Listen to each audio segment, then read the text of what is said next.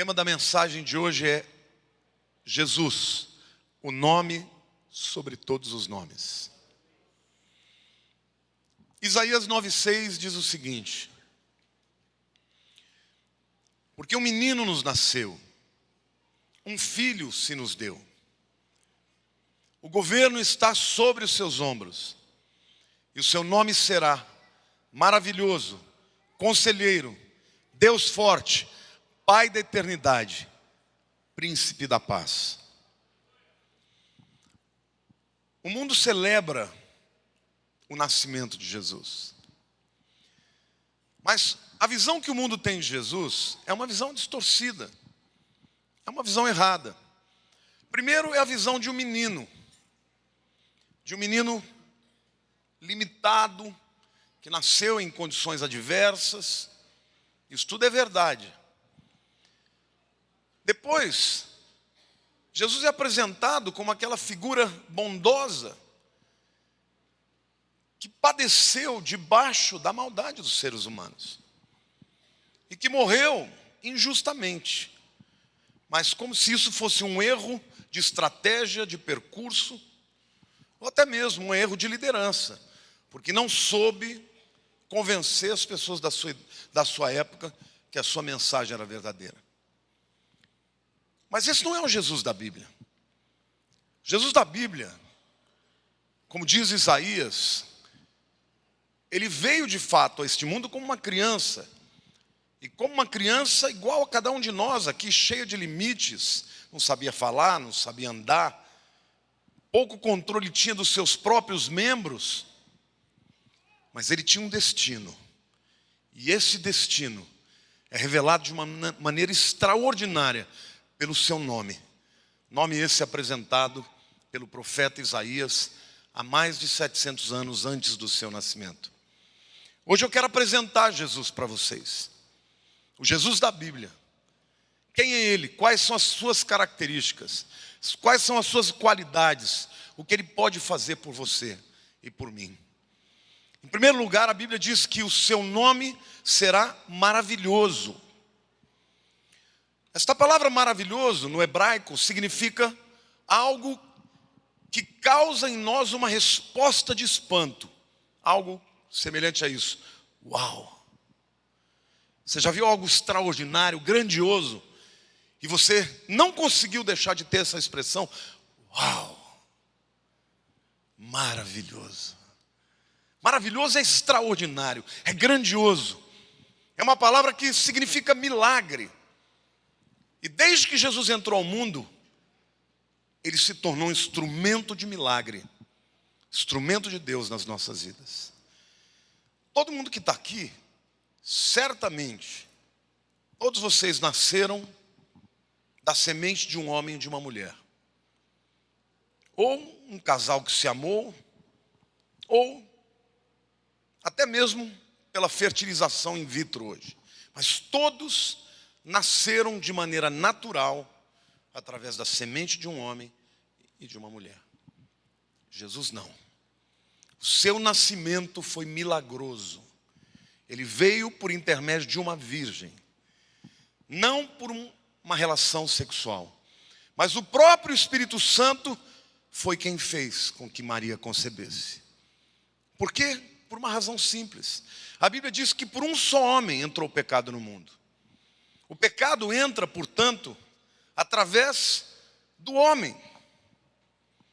Embora Eva tenha pecado primeiro, o pecado só passou para a raça humana quando Adão pecou. E essa é a razão porque Deus não podia permitir que Jesus tivesse a semente de um homem. Porque senão ele que viria para ser o Salvador não pudesse salvar. Jesus nasceu em condições milagrosas. Mas Jesus viveu em condições milagrosas.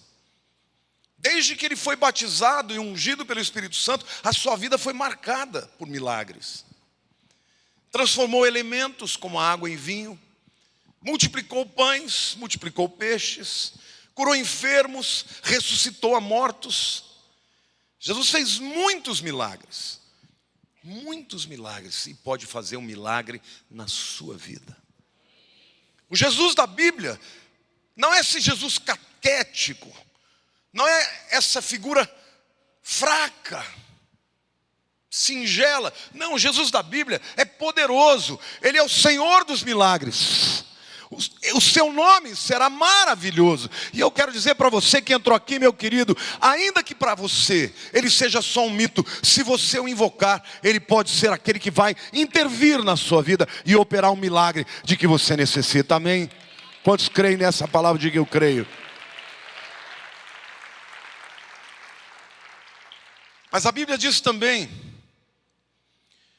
que o seu nome será conselheiro. Conselheiro fala de sabedoria. Afinal, todos nós, quando procuramos o conselho, procuramos alguém que conhece as respostas para as nossas inquirições. É ou não é verdade? Você procuraria uma pessoa que sabe menos do que você para te aconselhar, para apontar a direção na sua vida? O Senhor conhece todas as coisas. Ele neste mundo, ele tinha a sabedoria que o Espírito lhe dera. Aliás, a Bíblia diz que ele tinha o espírito de sabedoria, o espírito de conhecimento. Mas ele hoje não é somente o Filho de Deus que se esvaziou. Hoje ele é o Deus que sabe de todas as coisas. Querida, a pergunta que você tem que ninguém responde, ele tem a resposta. Ele é o conselheiro que quer apontar a direção para o caminho certo, para o caminho da vitória, para o caminho da paz na tua história. Amém?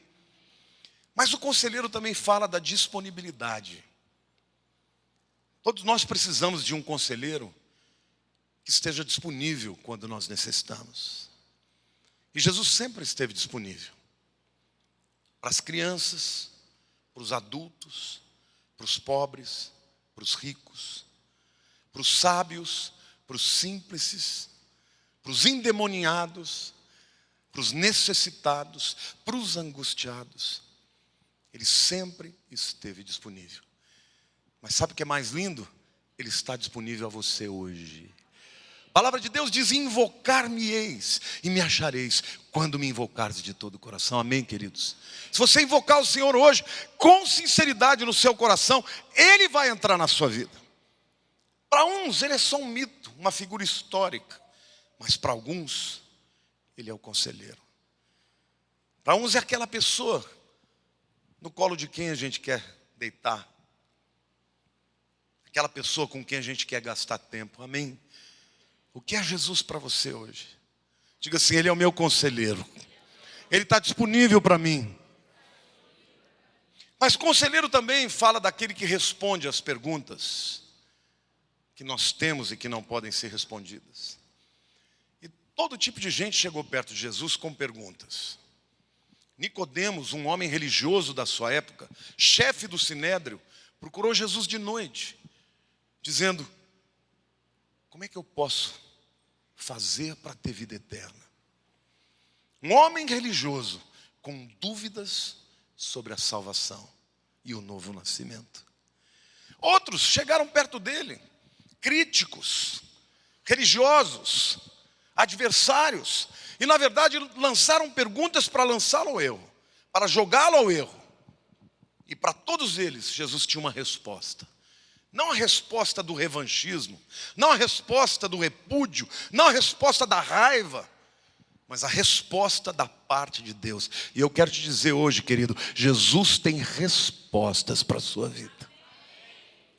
Muitos são os filósofos, muitos são os sábios desse mundo, mas nenhum deles pode responder às perguntas do seu âmago, da sua alma. Só Jesus.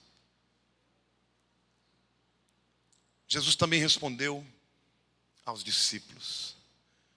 Respondeu perguntas do tempo e da eternidade, do agora e do depois. Qual é a sua pergunta para Jesus? Você entrou aqui com algumas dúvidas, com algumas perguntas? Ele está aqui em espírito e em verdade. Toda vez que alguém fecha os olhos e abre o coração, pode entrar em contato direto com Ele. Muitas vezes na minha vida, eu perguntei coisas que ninguém podia entender. Algumas vezes nem balbuciei uma palavra. Mas a Bíblia diz que antes que uma palavra saia da nossa boca, Ele já conhece o nosso coração. Diga assim: Jesus, Tu és o meu maravilhoso conselheiro. Mas Ele é mais do que isso. O seu nome será Deus forte. Paradoxal, né? Ele é um menino, mas Ele é Deus forte. O menino é a figura mais exacerbada da criatura. O Deus forte é o Criador. Só Ele mesmo para viver essa dicotomia, essa realidade aparentemente paradoxal, mas como toda dialética, encontra uma síntese perfeita na pessoa de Jesus. Como menino, Ele entendeu as nossas fraquezas, as nossas ansiedades, as nossas lutas e as nossas tentações. Mas como Deus forte, Ele é o braço que nos ajuda, Ele é o braço que nos salva, Ele é aquele que nos arranca da lama e nos coloca no lugar seguro. Amém? Davi entendia isso, por isso ele podia dizer: para onde elevo os meus olhos? Para os montes. Lá vem o meu socorro. O meu socorro vem do Senhor que fez os céus e a terra. Amém? Diga para a pessoa do teu lado: Jesus é o meu Deus forte. E para você, o que Ele é? Quando Isaías usa essa expressão Deus forte, ele usa a palavra El, a mesma palavra que se refere a Elohim, o Deus que criou todas as coisas. E essa é uma discussão interessantíssima, porque muitos judeus dizem que o Messias não poderia ser Deus, porque o Messias seria homem. Mas quando você vê Isaías, você vê claramente as duas naturezas na mesma pessoa. Ele é humano e ao mesmo tempo divino. E não é que ele seja parte de uma coisa e parte de outra, porque senão ele seria um semideus ou um super-homem. Não. A teologia chama isso de natureza hipostática, uma natureza dupla. A essência de Deus e de homem na mesma pessoa. Como homem, Ele entende as nossas fraquezas, mas como Deus, Ele pode nos ajudar em todas as circunstâncias. Amém, queridos? Aplauda o Senhor, Ele merece toda a nossa honra. O seu nome será Deus forte. O mundo precisa disso, queridos. O mundo não precisa de religião. Religião é igual ao time de futebol, cada um tem o seu. É igual ao partido político. As pessoas discutem e são insanas, porque parece que estão lutando por uma coisa que não é a mesma. Vai dizer para o corintiano que o Palmeiras é melhor para o Corinthians, ele vai morrer dizendo que não. O mundo não precisa de uma religião. O mundo precisa conhecer o Salvador. O mundo precisa de Jesus. E você é o portador dessa mensagem. E a pregação do Evangelho não deve ser uma pregação tacanha, chata, teológica, hermética. A pregação do Evangelho é a vida. Os discípulos que viram o Cristo ressurreto saíram e transformaram o mundo por causa da convicção que eles tinham que o Cristo a quem serviam era o próprio Deus encarnado. Diga assim: o meu Jesus é maravilhoso, é conselheiro, é Deus forte e é Pai da eternidade. Mais uma vez um paradoxo. Alguém que nasce e que está acima da dimensão do tempo. Porque eu não sei se vocês sabem, mas o tempo é uma das dimensões do universo. Einstein, na teoria da relatividade, ele explicou muito bem isso. Se você altera o espaço e o tempo e a velocidade, se você altera a velocidade e o espaço, você muda o tempo. O tempo é relativo, porque depende dessas outras vertentes. Deus criou o tempo como uma vertente. Mas como ele poderia efetivamente entender aquilo que nós sentimos?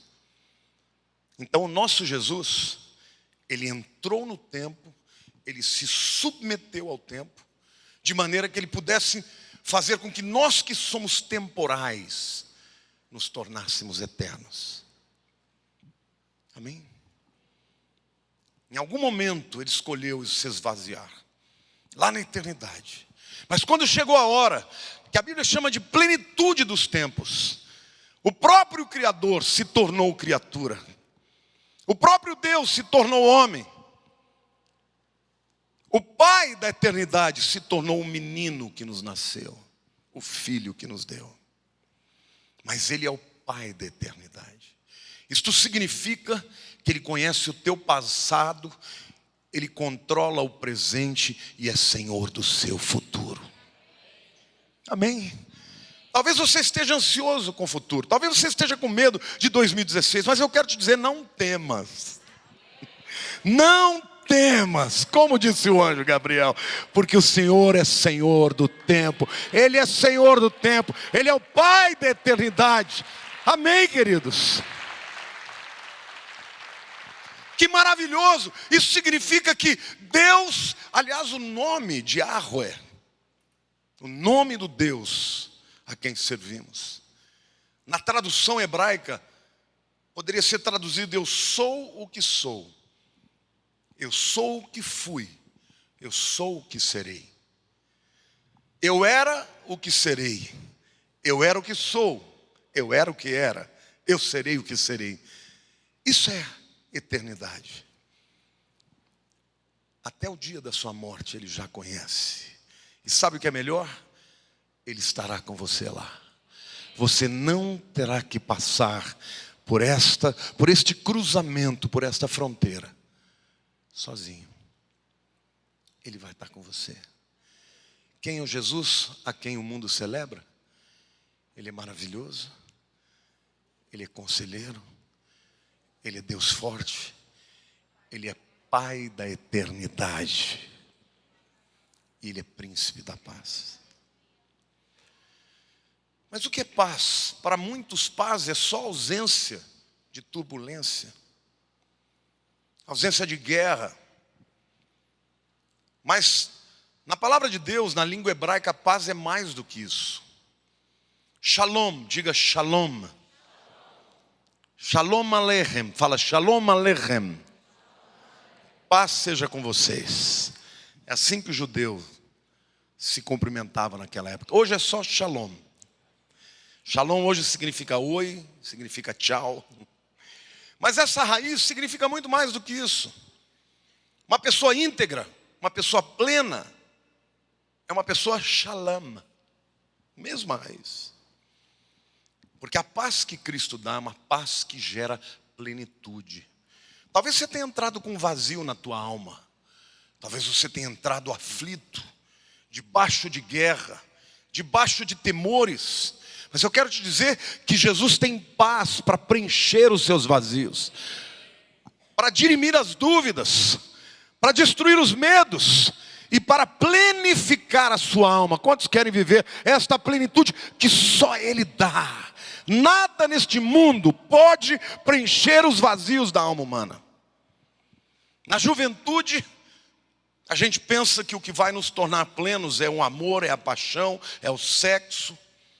Depois a gente cresce um pouco mais e as pessoas começam a buscar a plenitude através da vida profissional, através do dinheiro, através das conquistas. Nada disso vai te tornar pleno. Quando vêm as perdas da vida, as tribulações, as dores, você percebe que tudo isso é nada, se você não tem uma âncora na sua vida que só Jesus pode dar. Por isso que Ele dizia: paz seja convosco, não vou-la dou como o mundo a dá. Porque a paz do mundo é circunstancial, é intelectual. É a paz que necessita de uma conta bancária positiva, de uma perspectiva, de um prognóstico positivo, seja econômico, seja de saúde. Mas a paz que Jesus dá, ela está acima de todas essas coisas. A Bíblia diz: e a paz que excede o entendimento, a paz de Deus que excede o entendimento, guardará os vossos corações. Amém? Diga para a pessoa ao teu lado: o príncipe da paz é aquele que tem condições de terminar com a sua alma turbulenta e trazer a tranquilidade e a plenitude. Aleluia.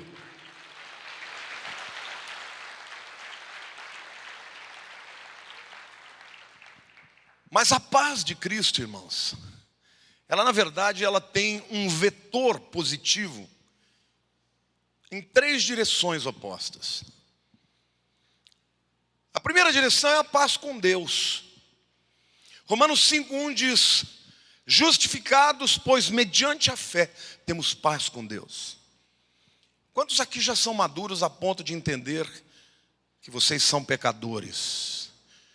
Na Bíblia, pecado, ratá, literalmente significa errar o alvo. Pecado na Bíblia é isso. Se alguém te perguntar o que é pecado, diga: pecado é errar o alvo. Significa você sair da rota para a qual você foi criado. É simples assim.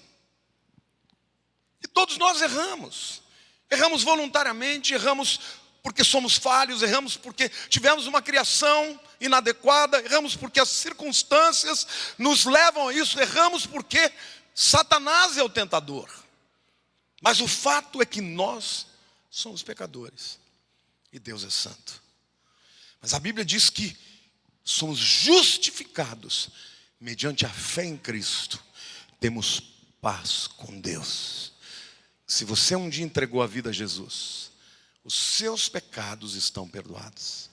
A Bíblia diz que Ele olha para você e não vê os seus pecados, Ele vê o sangue do seu Filho Jesus. A Bíblia diz que Ele lança os nossos pecados nas profundezas do mar e deles não se lembra mais.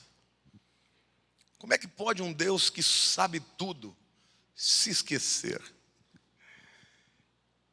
Esta é a força do príncipe da paz, porque ele se interpôs a Deus e a nós. Ele fez uma barreira. Antes o que nos separava de Deus eram os pecados. A Bíblia diz: porque os vossos pecados fazem separação entre vós e o vosso Deus. Mas quando Jesus Cristo morre naquela cruz e diz: Pai, perdoa-lhes porque não sabem o que fazem, a partir daquele momento, quem se interpõe a nós e a Deus é o sangue de Jesus. E quando Deus olha para você, Ele não vê os seus pecados, mas vê o sangue do Cordeiro, o sangue de Jesus. Amém, queridos? Então, em primeiro lugar, é a paz com Deus. Mas a paz de Cristo também é a paz de Deus nas nossas vidas. A primeira fala de um vetor daqui para lá, vertical, dos homens que estão no abismo para o Deus que habita nas alturas. Mas a segunda paz, a paz de Deus, é a paz de Filipenses, capítulo 4, versos 5 a 8, que diz o seguinte: seja a vossa moderação conhecida de todos os homens. Perto está o Senhor. Não andeis ansiosos de coisa alguma. Em tudo, porém, sejam conhecidas diante de Deus as vossas petições, pela oração e pela súplica, com ações de graças. E a paz de Deus, que excede todo entendimento, guardará o vosso coração e a vossa mente em Cristo Jesus.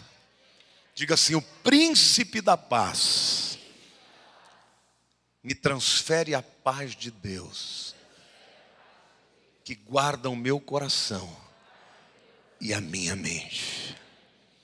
Sabe o que significa isso?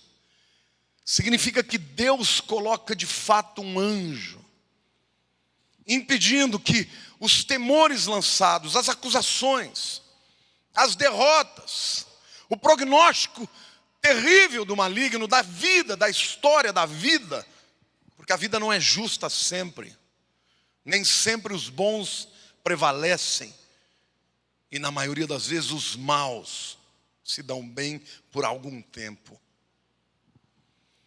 Mas quem tem o príncipe da paz, a paz de Deus guardará os corações. E eu quero declarar na sua vida, querido, se você tem o príncipe da paz, ele guardará a sua vida. A sua vida não depende dos economistas, dos políticos, de quem vai ganhar essa eleição. Ainda que nós tenhamos responsabilidade cívica, quem tem respostas para o Brasil não são os homens, mas é o Senhor. Amém? Levante a mão para o céu e diga: Senhor, eu te agradeço, porque da minha vida o Senhor cuida. Eu não sei o que vai acontecer com o Brasil, mas da minha vida o Senhor cuida. Por isso eu recebo agora a paz de Deus, que excede todo entendimento. Amém, querido? Você pode jubilar na presença de Deus?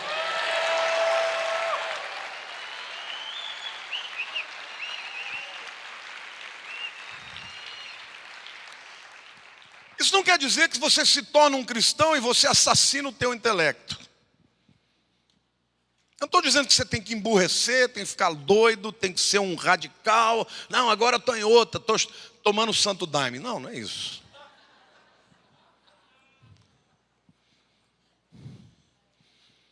A paz de Cristo, querido, ela perpassa o intelecto, mas ela vai além do intelecto. A fé cristã é absolutamente crível e explicável. Só que chega a um nível de profundidade que, se você não tiver o Espírito Santo, você jamais entenderá. Por isso que você pode chegar para uma pessoa e dizer: como é que você explica? Eu não sei explicar, mas eu sei o que eu creio e o que eu vivo. E é essa paz que Ele oferece a você hoje. Não a paz que o mundo dá, não a paz da conta bancária recheada, da empresa que está vivendo momentos de bonança, mas a paz no meio da tribulação, a paz na hora da morte, a paz na enfermidade, a paz na injustiça. Tudo isso você pode ter através de Cristo. Mas o príncipe da paz, ele tem um outro vetor. O primeiro é vertical. O segundo você introjeta na sua vida, porque é de você para você mesmo. É dele para a sua mente, da sua mente para o seu coração. Mas o terceiro é a paz na terra, aos homens de boa vontade. Deus não te chamou para ser brigão. Deus te chamou para ser pacificador.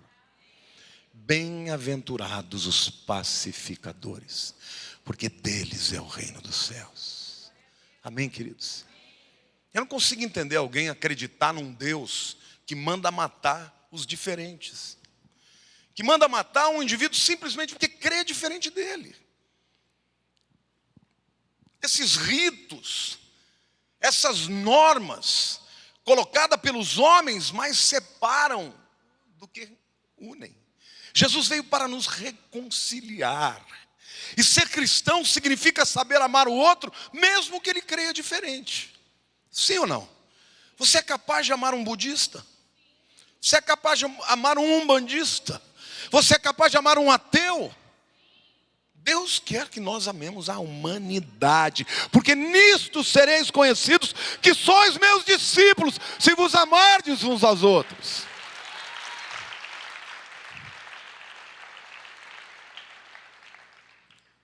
Foi isso que o anjo Gabriel anunciou. Glória a Deus nas alturas e paz na terra aos homens de boa vontade. Isso significa que para isso ser operacionalizado na tua vida, você precisa ter boa vontade. Como tudo na vida, Só existe paz quando você aprende a negociar. Quando você aprende a ceder. Quando você aprende que o seu relacionamento com o teu próximo é mais importante do que as ofensas que ele te fez. Jesus nos ensinou. E a gente pode viver assim. Amém? Quantos aqui já sentiram uma paz assim? Querido, quando você sente essa paz, você dorme em paz. Uma pessoa em paz, ela não tem ressentimento, ela não tem raiva, ela está imune ao que o outro pode fazer. Ainda que Jesus viveu assim. Ele viveu as piores injustiças, as piores traições. E no entanto, na hora da cruz, ele diz: Pai, perdoa-lhes, porque não sabem o que fazem. Esse é o Jesus da Bíblia, que tem poder para salvar, que tem vontade de se apequenar para nos engrandecer, que se limita no tempo para nos deslimitar na eternidade, que se torna homem, filho dos homens, para que nós nos tornássemos filhos de Deus, que fez a reconciliação a custo da sua morte. E agora, meus queridos, você e eu, para sermos cristãos notados, temos que eliminar da nossa vida toda a guerra interior. Os grandes males da humanidade, as guerras, acontecem muito mais por crises interiores explicitadas do que propriamente por motivos objetivos para gerarem guerra. Então quero dizer para você que essa paz Jesus tem para você agora. Paz de você com Deus, a paz com Deus. A paz de Deus que domina e dirige a sua vida. E a paz entre os homens. Quantos aqui têm boa vontade? Quantos aqui hoje querem dizer: Jesus, eu quero ser uma testemunha de que o Senhor é um Deus vivo. Que a minha vida, mais do que o meu discurso, mais do que as minhas palavras, que a minha vida revele o teu poder. Que a transformação que o Senhor deseja comece na minha vida.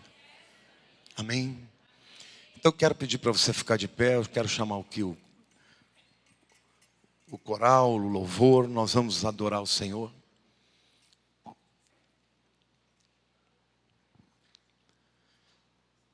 Se porventura você não estiver aqui até o final do ano, eu quero declarar a paz de Cristo na sua vida. Eu quero declarar que é possível entregar a Ele as nossas ansiedades, porque a Bíblia promete que Ele cuida de nós. Amém? Põe a mão no seu coração e diga: Senhor, eu te agradeço, porque o Senhor cuida de mim. Eu te agradeço, porque Tu és maravilhoso. Tu és o meu conselheiro. Tu és o meu Deus forte. Tu és o Pai da eternidade. Tu és o príncipe da paz. Eu te agradeço, porque o teu chamado para a minha vida é me usar para propagar o teu amor e a tua paz nesse tempo de guerra, de rancor, de divisão, de temor, de sobressalto. Eu entrego a minha vida, meus temores ao Senhor, e eu sei, a tua palavra diz: entrega o teu caminho ao Senhor, confia nele e tudo Ele fará. Eu entrego a minha vida ao Senhor e eu sei que o Senhor cuidará de mim, para a honra e glória do teu nome. Aleluia, querido. Você pode aplaudir o Senhor? Você que já entregou a vida para Jesus, talvez você tenha algo para entregar hoje.